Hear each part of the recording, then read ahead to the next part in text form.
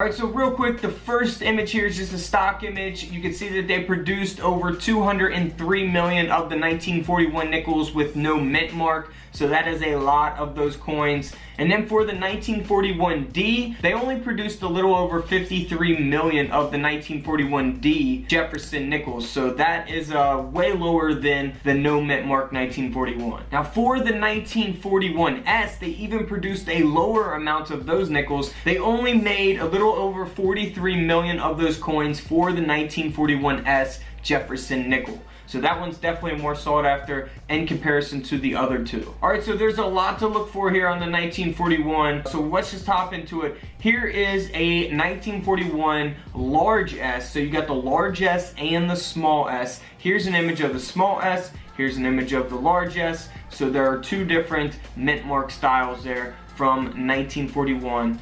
Now for the 1941S, here's the RPM with the large S, so definitely look for that. Get you a USB coin microscope from couchcollectibles.com. Link is always in the comments below. Now this 1941S that has the RPM, we can see that there, that it's graded at a mint state 66. So it does have a very high grade as well, which will give it a lot of value. This nickel sold for over $1,100 because of that S repunched mint mark and because of the high grade. Now here's an example of a 1941S. It doesn't have any types of errors on it. However, it does have a high grade and it does have full steps. If you haven't seen my other nickel videos explaining full steps, be sure to check that out. That is the steps there on the back, on the reverse of the coin.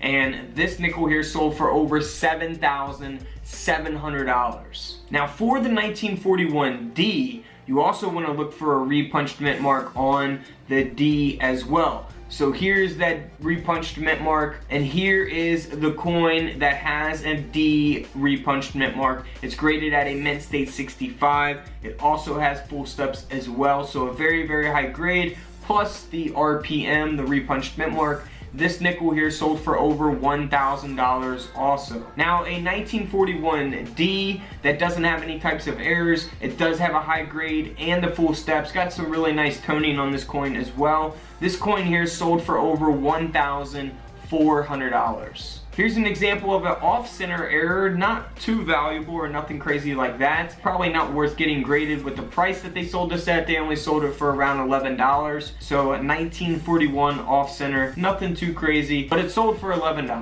Now here's a 1941 no mint mark, so Philadelphia minted Jefferson nickel. Now this one does have full steps, it does have a high grade of a mint state 67, and this nickel sold for over $4,600.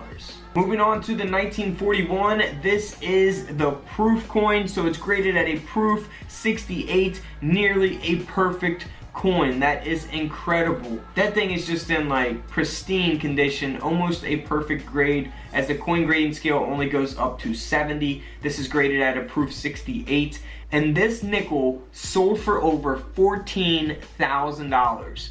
$14,000 Jefferson nickel. Alright guys, don't forget to subscribe in the middle, check out the videos to the left of me, and until tomorrow, I will see you all in the comment section below. This is Couch Collectibles, and this is where I disappear.